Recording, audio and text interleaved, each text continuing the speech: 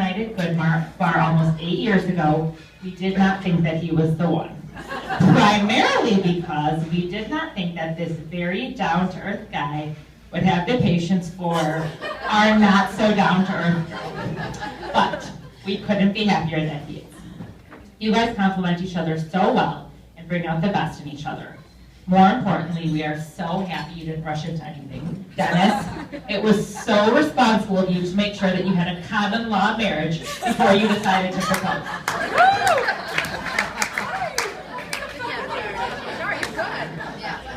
So of course by now, after all these years together, you know all there is to know about Rachel, or so you think. As you know, she is known amongst her family and friends as exceptional, fun-loving, hardworking, devoted, trustworthy, and a caring individual, and we couldn't agree more. However, there is another side to Rachel. She is complicated, extreme, and emotional. No. And tonight, we are here to reveal all of these complexities. Rachel is a people person. To know her is to love her, and to love her is to know and love all of her friends. Not only does she make friends with everybody she meets, but she weirdly expects that you know who she's talking about when she refers to them by first name in conversation in a way that we should know that it's the doorman of the girl she met on the street when she was waiting for you to come down, and she was 15 minutes early, and she thinks you're 15 minutes late. Rachel is a go-getter. She makes things happen. For example, after frequenting the Grand Lux Cafe, Rachel became quite friendly with the manager, to the point that even when there was a 2-hour wait, Rachel was just able to walk right in with a table of 12 girls. Also, in our younger and more exciting years, we loved this random, disgusting bar called The Hang-Ups.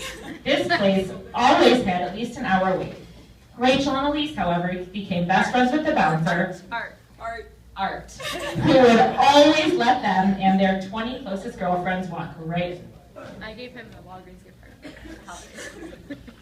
Shopping with Rachel is both an exercise in patience and physical ability. She moves through stores like she's in a constant game of supermarket sweep. Stop for 1 second to peruse an item and you will lose track of her and she will not wait for you. Rachel is the hardest working person we know. Her determination and success is beyond impressive, and her ambition is unmatched. She's passionate about the places she works, and we all have to pretend that we buy Groupons on a regular basis. While she is shockingly organized at work, we say shockingly because while she's quickly moving up the ranks at Groupon, teaches us all about the coolest new app in Fitbit tracker, and finds time to see all her friends, she cannot respond to an email or send a text message that ever seems to make sense. Dennis, before you came along on that fateful night, let's just say Rachel took a few laps in the dating pool. But things quickly changed when you entered her life, and we knew she had met her match in more ways than one, and we are not referring to both of your gift for gab. She has been a stable force. You have been a stable force. You calmed her neurotic ways ever so slightly. You got her to eat more sushi, watch more football, drink more beer, travel to the lake and Myrtle Beach, put her on a regimen of chicken pot pies and taco nights, and you even slightly domesticated her as she tries to clean for you. More importantly, you have been her greatest supporter and her biggest cheerleader. You regularly share how she makes you proud. You listen as she reads and preaches her self-help books and languages of love, and you both recognize each other's needs, compromise, and make sure your relationship works. For all of her neuroticism, self-identified crazy, and spastic behaviors, above all, Rachel has so many friends because she makes everyone feel like her best friend. She is the person to have on your side when the chips are down, and she always knows just when to show up.